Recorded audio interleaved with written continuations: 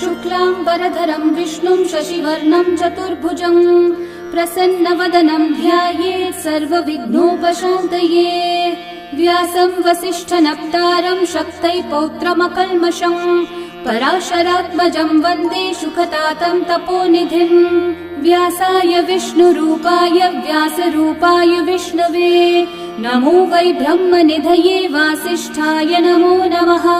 अविकाराय शुद्धाय नित्याय परमात्मने सदैकरूपरूपाय विष्णवे सर्वजिष्णवे। यस्य स्मरणमात्रेण जन्म संसारबन्धनात् विमुच्यते नमस्तस्मै विष्णवे प्रभविष्णवे। ॐ नमो विष्णवे प्रभविष्णवे। श्रीवैशम्पायन उवाच श्रुत्वा धर्मानशेषेण पावनानि च सर्वशः युधिष्ठिरः शान्तनवं पुनरेवाभ्यभाषत। युधिष्ठिर उवाच किमेकं दैवतं लोके किं वाप्येकं परायणं स्तुवन्तः कं कमर्चन्तः प्राप्नुयुर्मानवा शुभम्। को धर्मः सर्वधर्माणां भवतः परमो मतः किं जपन्मुच्यते जन्तुर्जन्म संसारबन्धनात्। श्रीभीष्म उवाच जगत्प्रभुं देवदेवम् अनन्तं पुरुषोत्तमं स्तुवन्नामः सहस्रेण पुरुषस्तततोत्थितः तमेव चार्चयन् नित्यं भक्त्या पुरुषम् अव्ययम् ध्यायन् स्तुवन्नमस्यं च यजमानस्तमेव च। अनादिनिधनं विष्णुं सर्वलोकमहेश्वरं लोकाध्यक्षं स्तुवन्नित्यं सर्वदुःखातिगो भवेत्। ब्रह्मण्यं सर्वधर्मज्ञं लोकानां कीर्तिवर्धनं लोकनाथं महद्भूतं सर्वभूतभवोद्भवम्। एष मे सर्वधर्माणां धर्मोऽधिकतमो मतः यद्भक्त्या पुण्डरीकाक्षं स्तवैर्रच्चैर्नरः सदा। परमं यो महत्तेजः परमं यो महत्तपः परमं यो महद्ब्रह्म परमं यः परायणम्। पवित्राणां पवित्रं यो मङ्गलानां च मङ्गलम् देवतं देवतानां च भूतानां यो व्ययः पिता यतः सर्वाणि भूतानि भवन्त्यादियुगागमे यस्मिंश्च प्रलयं यान्ति पुनरेव युगक्षये तस्य लोकप्रधानस्य जगन्नाथस्य भूपते विष्णोर्नाम सहस्रं मे शृणु पापभयापहम्। यानि नामानि गौणानि विख्यातानि महात्मनः ऋषिभिः परिगीतानि तानि वक्ष्यामि भूतये। ऋषिर्नाम्नां सहस्रस्य वेदव्यासो महामुनिः छन्दोऽनुष्ठुप् तथा देवो भगवान् देवकीसुतः अमृतांशोद्भवो बीजं शक्तिर्देवकी नन्दनः त्रिसामा हृदयं तस्य शान्त्यर्थे विनियुज्यते। विष्णुं जिष्णुं महाविष्णुं प्रभविष्णुं महेश्वरम् अनेकरूपदैत्यान्तं नमामि पुरुषोत्तमम्।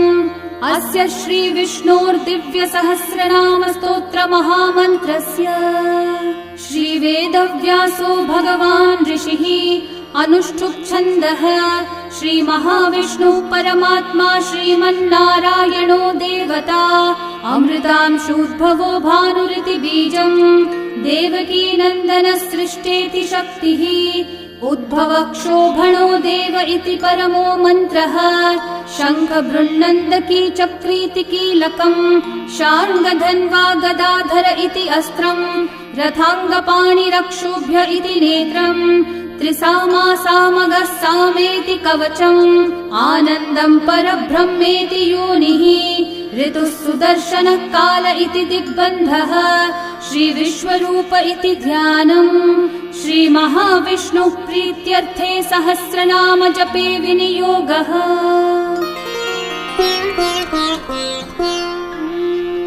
ध्यानम् क्षीरोधन्वत्प्रदेशे शुचिमणिविलसत्सैकते मौक्तिकानां माला क्लृप्तासनस्थस्फटिकमणिनिभैर्मौक्तिकैर्मण्डिताङ्गः शुभ्रैरभ्रैरतभ्रैरुपरि विरचितैर्मुक्तपीयूषवर्षैः आनन्देन पुनीयादरिनलिनगदा शङ्खपाणिर्मुकुन्दः बुःपादौ यस्य नाभिर्वियदसुरनिलश्चन्द्रसूर्यौ च नेत्रे कर्णावाशाः शिरौ द्योर्मुखमपि दहनो यस्य वास्तेयमब्धिः अन्तस्थं यस्य विश्वं सुरनरखगो भोगि गन्धर्वदैत्यैः चित्रं रम्यते तं त्रिभुवन विपुषं विष्णुमीशं नमामि।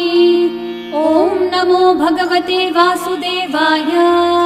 शान्ताकारं भुजगशयनं पद्मनाभं सुरेशं विश्वाधारं गगनसदृशं मेघवर्णं शुभाङ्गं लक्ष्मीकान्तं कमलनयनं योगिहृद्ध्यानगम्यं वन्दे विष्णुं भवभयहरं सर्वलोकैकनाथम् मेघश्यामं पीतकौशेयवासं श्रीवत्साङ्कं कौस्तुभोद्भासिताङ्गं पुण्योपेतं पुण्डरीकायताक्षं विष्णुं वन्दे सर्वलोकैकनाथम् नमः समस्तभूतानामादिभूताय भूभृते अनेकरूपरूपाय विष्णवे प्रभविष्णवे सशङ्खचक्रं सकिरीटकुण्डलं सपीतवस्त्रं सरसीरुहेक्षणं सहारवक्षस्थलशोभिकौस्तुभं नमामि विष्णुं शिरसा चतुर्भुजम् छायायां पारिजातस्य हेमसिंहासनोपरि आसीनमम्बुदश्याममायताक्षम् अलङ्कृतम् चन्द्राननं चतुर्बाहुं श्रीवत्साङ्कितवक्षसं रुक्मिणी सत्यभामाभ्यां सहितं कृष्णमाश्रये। ॐ विश्वं विष्णुर्वषट्कारो भूतभव्यभवत्प्रभुः भूतकृद्भूतभृद्भावो भूतात्मा भूतभावनः भूतात्मा परमात्मा च मुक्तानां परमागतिः अव्ययः पुरुषः साक्षी क्षेत्रज्ञोऽक्षर एव च योगो योगविदां नेता प्रधानः पुरुषेश्वरः नारसिंहः वपुः श्रीमान् केशवः पुरुषोत्तमः सर्वः शर्वः शिवस्थाणोर्भूतादिर्निधिरव्ययः सम्भवो भावनो भर्ता प्रभवः प्रभुरीश्वरः स्वयंभू शम्भुरादित्यः पुष्कराक्षो महास्वनः अनादिनिधनो धाता विधाता धातुरुत्तमः अप्रमेयो ऋषिकेशः पद्मनाभोऽमरः प्रभुः विश्वकर्मा मनुस्त्वष्टा स्थविष्ठस्थविरो ध्रुवः अग्राह्यः शाश्वतः कृष्णो लोहिताक्षः प्रतर्दनः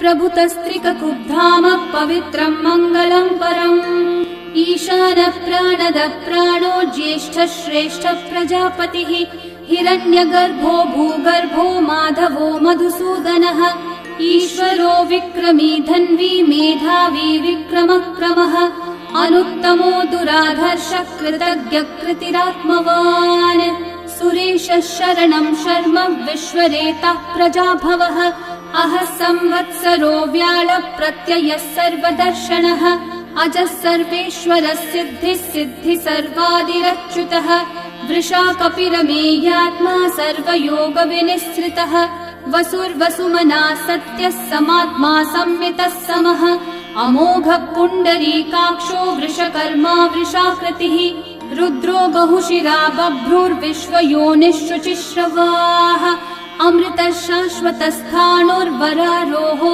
महातपाः सर्वगः सर्वविद्भानुः विश्वक्सेनो जनार्दनः वेदो वेदविदव्यङ्गो वेदाङ्गो वेदवित्कविः लोकाध्यक्षः सुराध्यक्षो धर्माध्यक्षः कृताकृतः चतुरात्मा चतुर्व्यूहश्चतुर्दंष्ट्रश्चतुर्भुजः भ्राजिष्णुर्भोजनं भोक्ता सहिष्णुर्जगदादिजः अनघो विजयो जेता विश्वयोनिः पुनर्वसुः उपेन्द्रो वामनः प्रांशुरमोघः शुचिरूर्चितः अतीन्द्रः सङ्ग्रहः सर्गो धृतात्मा नियमो यमः वेद्यो वैद्यः सदा योगी वीरः माधवो मधुः अतीन्द्रियो महामायो महोत्साहो महाबलः महाबुद्धिर्महावीर्यो महाशक्तिर्महाद्युतिः अनिर्देश्य वपुः श्रीमान् अमेयात्मा महाधृतक् महेश्वासो महीभर्ता श्रीनिवासः सतां गतिः अनिरुद्धः सुरानन्दो गोविन्दो गोविदाम्पतिः मरीचिर्दमनोहंसः सुपर्णो भुजगोत्तमः हिरण्यनाभः सुतपः पद्मनाभः प्रजापतिः अमृत्युः सर्वदृक्सिंहः सन्धाता सन्धिमान् स्थिरः अजो दुर्मशनः शास्ता विश्रुतात्मा सुरारिः गुरुर्गुरुतमो धामः सत्यः सत्यः पराक्रमः निमिषो निमिषस्रग्वी वाचस्पतिरुदारधीः अग्रणीर्ग्रामणी श्रीमान् न्यायो नेता समीरणः सहस्रमूर्धा विश्वात्मा सहस्राक्षः सहस्रपात् आवर्तनो निवृत्तात्मा संवृतः सम्प्रमर्दनः अहः संवर्तको वह्निरनिलो धरणीधरः सुप्रसादः प्रसन्नात्मा विश्वदृग्विश्वभुग्विभुः सत्कर्ता सत्कृतः साधुर्जन्मोर्नारायणो नरः असंख्येयो प्रमेयात्मा विशिष्टः शिष्टकृच्छुचिः सिद्धार्थः सिद्धसङ्कल्पः सिद्धिदः सिद्धिसाधनः वृषाही वृषभो विष्णुर्वृषपर्वा वृषोदरः वर्धनो वर्धमानश्च विविक्तः श्रुतिसागरः सुभुजो दुर्धरो वाग्मी महेन्द्रो वसुदो वसुः नैकरूपो बृहद्रूपः क्षिपिविष्टप्रकाशनः ओजस्तेजोद्युतिधरः प्रकाशात्मा प्रतापनः रिद्धस्पष्टाक्षरो मन्त्रश्चन्द्रांशूर्भास्करद्युतिः अमृतांशूद्भवो भानुः सुरेश्वरः औषधं जगतः सेतुः सत्यधर्मः पराक्रमः भूतभव्यभवन्नाथः पवनः पावनो नलः कामः कामकृत्कान्तः कामः कामप्रदः प्रभुः युगादिकृद्युगावर्तो नैकमायो महाशनः अदृश्यो व्यक्तरूपश्च सहस्रजिदनन्तजित् इष्टो विशिष्टशिष्टेष्ठः शिखण्डी नहुषो वृषः क्रोधः क्रोधकृत्कर्ता विश्वबाहुर्महीधरः अच्युतः प्रथितः प्राणः प्राणदो वासवानुजः अपान्निधिरधिष्ठानम् अप्रमत्तः प्रतिष्ठितः स्कन्दस्कन्दद्धरो धुर्यो वरदो वायुवाहनः वासुदेवो बृहद्भानुरादिदेवः पुरन्दरः अशोकस्थारणस्थारः शूरः शौरिर्जनेश्वरः अनुकूलः शतावर्तः पद्मी पद्मनिभीक्षणः पद्मनाभोरविन्दाक्षः पद्मगर्भः शरीरभृत् महर्धिरिग्धो वृद्धात्मा महाक्षो गरुडध्वजः अतुलः शरभो भीमः समयज्ञो हविर्हरिः सर्वलक्षणलक्षण्यो लक्ष्मीवान् समितिञ्जयः विक्षरो रोहितो मार्गो हेतुर्दामोदरः सहः महीधरो महाभागो वेगवानमिताशनः उद्भवक्षोभणो देवः श्रीगर्भः परमेश्वरः करणं कारणं कर्ता विकर्ता गहनो गुहः व्यवसायो व्यवस्थानः संस्थानस्थानदो ध्रुवः परर्धि परमस्पष्टः तुष्टः पुष्टः शुभेक्षणः रामो विरामो विरतो मार्गो नेयो नयो नयः वीरशक्तिमतां श्रेष्ठा धर्मो धर्मविदुत्तमः वैकुण्ठः पुरुषः प्राणः प्राणदः प्रणवपृथुः हिरण्यगर्भः शत्रुघ्नो व्याप्तो वायुरधोक्षजः ऋतुः सुदर्शनः कालः परमेष्ठी परिग्रहः उग्रः संवत्सरो दक्षो विश्रामो विश्वदक्षिणः विस्तारस्थावरस्थाणु प्रमाणं बीजमव्ययम् अर्थोऽनर्थो महाकोशो महाभोगो महाधनः अनिर्विण्णस्थविष्ठो भूर्धर्मयूपो महामखः नक्षत्रनेमिर्नक्षत्री क्षामः समीहनः यज्ञयुज्यो महेज्यश्च क्रतुः सत्रं सतां गतिः सर्वदर्शी विमुक्तात्मा सर्वज्ञो ज्ञानमुत्तमम् सुहृतः सुमुखः सूक्ष्मः सुघोषः सुखदः सुहृत् मनोहरो जितक्रोधो वीरबाहुर्विदारणः स्वापनः स्ववशो व्यापी नैकात्मा नैककर्मकृत् वत्सरो वत्सलो वत्सी रत्नगर्भो धनीश्वरः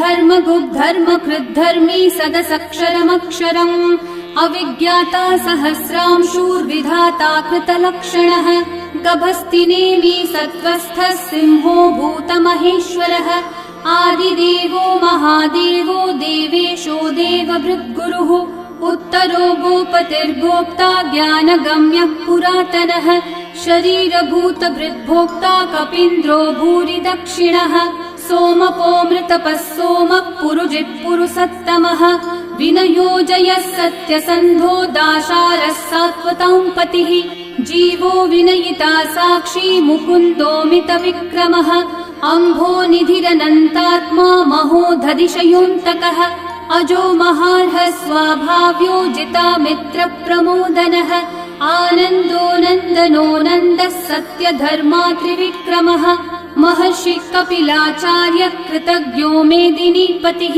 त्रिपदस्त्रिदशाध्यक्षो महाशृङ्गकृतान्तकृत् महावराहो गोविन्दः सुषेणः कनकाङ्गदे गुह्यो गभीरो गहनो गुप्तश्चक्रगदाधरः वेधास्वाङ्गोजितः कृष्णो दृढसङ्कर्षणोच्युतः वरुणो वारुणो वृक्षः पुष्कराक्षो महामनाः भगवान् भगहानन्दी वनमाली हलायुधः आदित्यो ज्योतिरादित्यः सहिष्णुर्गतिसत्तमः सुधन्वा खण्डपरशुर्दारुणो द्रविणप्रदः दिवस्पृक् सर्वदृग्व्यासो वाचस्पतिरयो निजः त्रिसामासामगः सामन्निर्वाणम् भेषजम्भिषक् सन्न्यासकृच्छमः शान्तो निष्ठा शान्तिपरायणम् शुभाङ्गः शान्तिदः सृष्टा कुमुदः कुवलेशयः गोहितो गोपतिर्गोप्ता वृषभाक्षो वृषप्रियः अनिवर्ती निवृत्तात्मा संक्षेप्ताक्षेमकृच्छिवः श्रीवत्सवक्षा श्रीवासः श्रीपतिः श्रीमतांवरः श्रीधः श्रीशः श्रीनिवासः श्रीनिधिः श्रीविभावनः श्रीधरः श्रीकरः श्रेयः श्रीमान् लोकत्रयाश्रयः स्वक्षः स्वङ्गः शतानन्दो नन्दिर्ज्योतिर्गणेश्वरः विजितात्मा विधेयात्मा सत्कीर्तिश्चिन्न संशयः उदीर्णः सर्वतश्चक्षुरनीशः शाश्वतः स्थिरः भूषयो भूषणो भूतिर्विशोकः शोकनाशनः अर्चिष्मान् अर्चितः कुम्भो विशुद्धात्मा विशोधनः अनिरुद्धो प्रतिरथः प्रद्युम्नोमितविक्रमः कालनेमी निहावीरः शौरी शूरजनेश्वरः त्रिलोकात्मा त्रिलोकेशः केशवः केशिहा हरिः कामदेवः कामपालः कामी कान्तः कृतागमः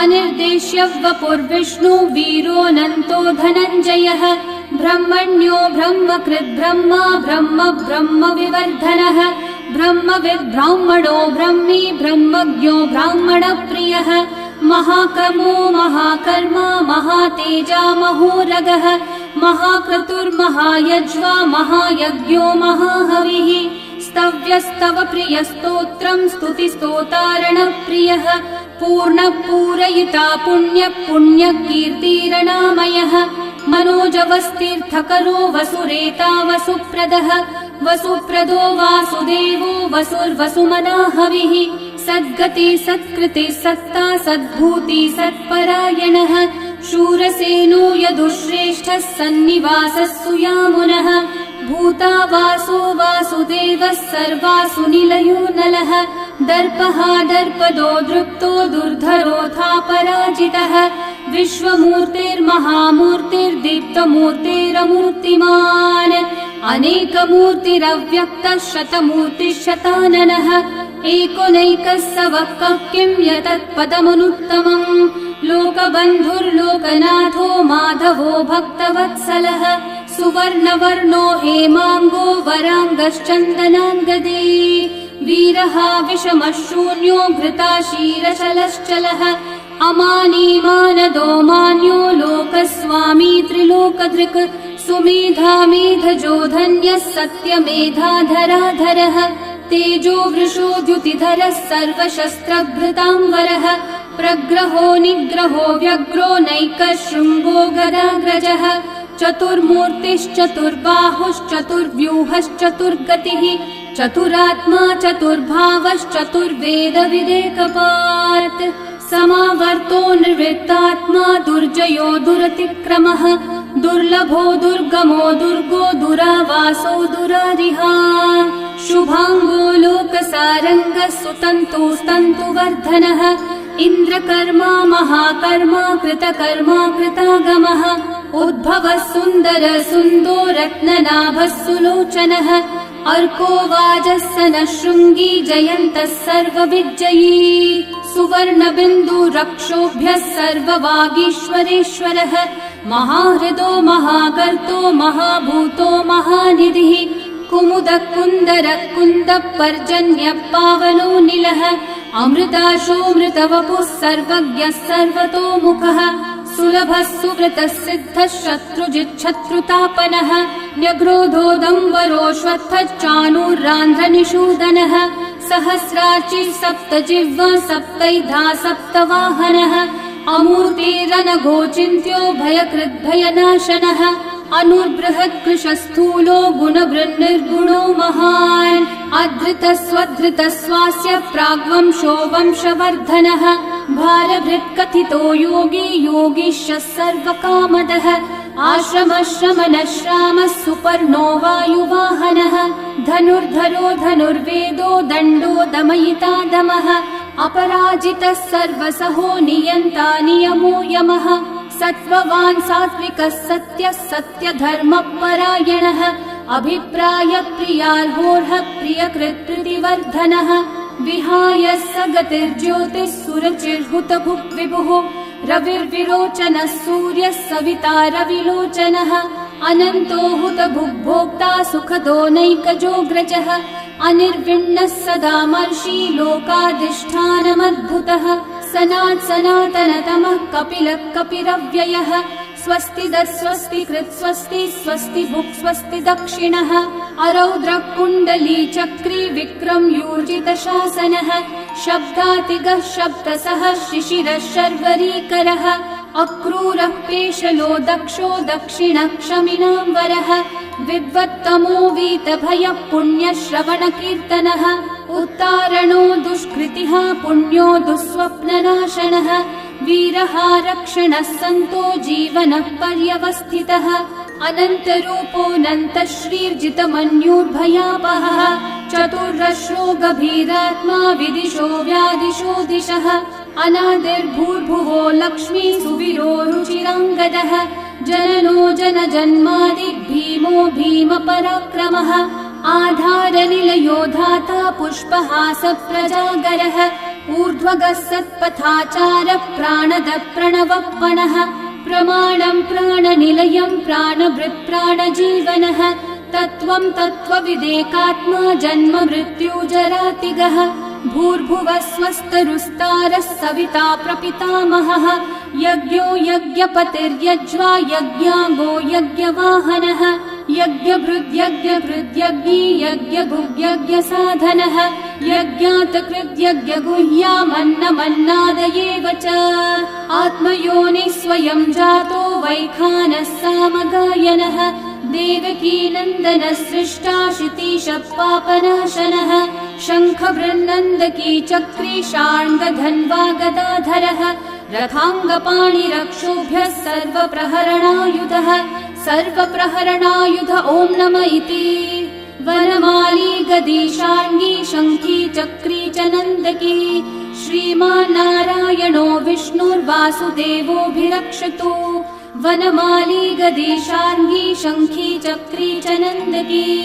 श्रीमान्नारायणो विष्णुर्वासुदेवोऽभिरक्षतु वनमाली गदी शार्ङ्गी शङ्खी चक्री च नन्दकी श्रीमान्नारायणो विष्णुर्वासुदेवोऽभिरक्षतु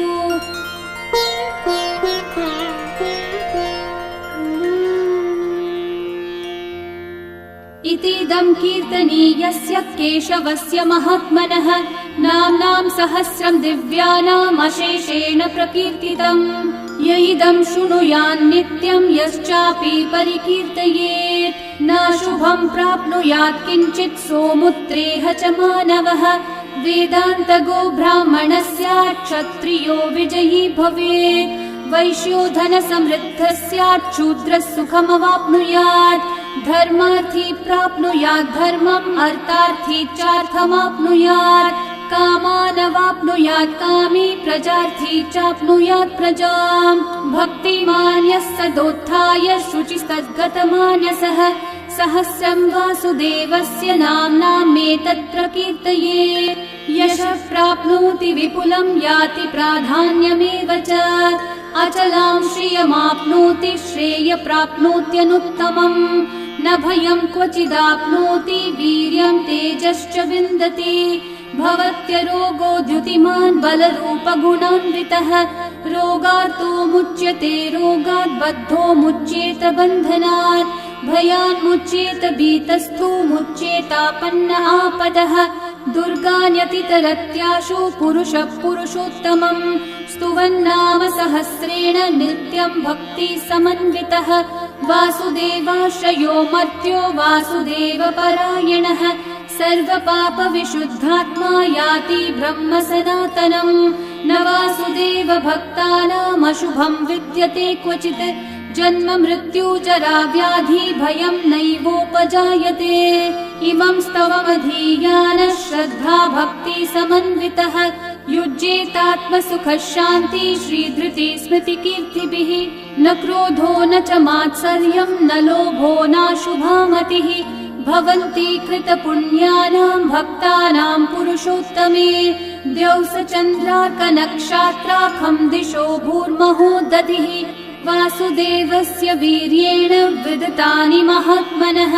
ससुरासुरगन्धर्वं स यक्षोरगराक्षसम् जगद्वशे वर्ततेदं कृष्णस्य सचराचरम्। इन्द्रियाणि मनोबुद्धिः सत्त्वं तेजो बलं द्युतिः वासुदेवात्मकन्याहुः क्षेत्रं क्षेत्रज्ञ एव च। सर्वागमानामाचार प्रथमं परिकल्पते आचार प्रभवो धर्मो धर्मस्य प्रभुरच्युतः। ऋषयः पितरो देवा महाभूतानि धातवः जङ्गमाजङ्गमं चेदं जगन्नारायणोद्भवम्। योगो ज्ञानं तथा साङ्ख्यं विद्या शिल्पादिकर्म च वेदाः शास्त्राणि विज्ञानमेतत् सर्वं जनार्दनात्।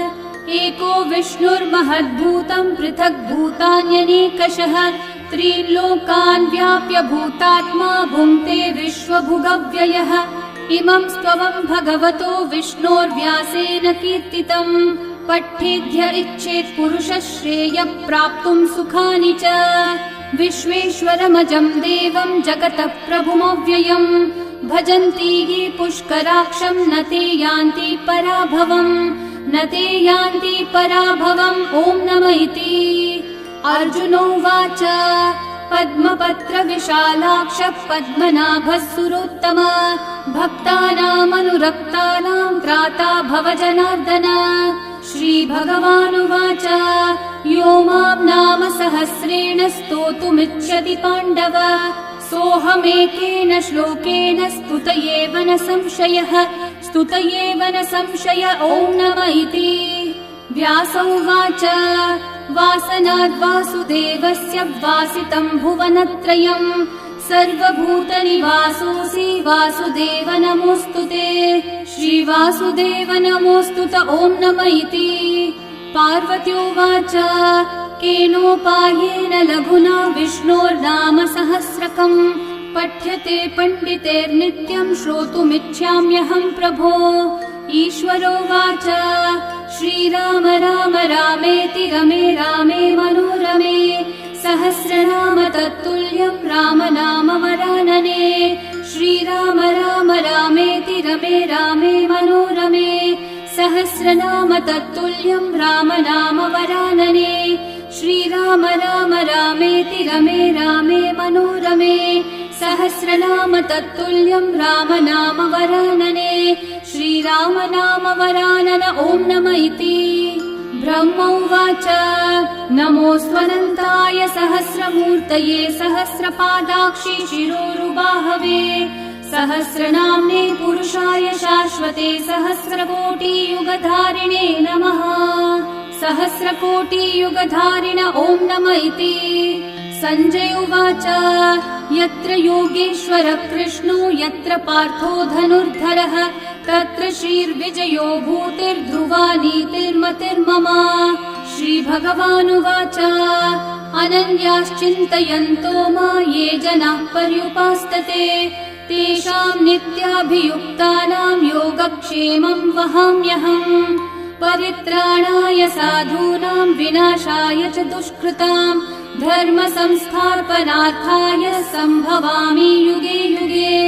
आर्ता विषण्णा शिथिलाश्च भीता घोरेषु च व्याधिषु वर्तमानाः संकीर्त्य नारायण शब्दमात्रं विमुक्तदुःखा सुखिनो भवन्तु। कायेन वाचा मनसैन्द्रियैर्वा बुद्ध्यात्मना वा प्रकृते स्वभावात् करोमि यद्यत् सकलं परस्मै नारायणायेति समर्पयामि। श्री विष्णु सहस्रनाम स्तोत्रं सम्पूर्णम्।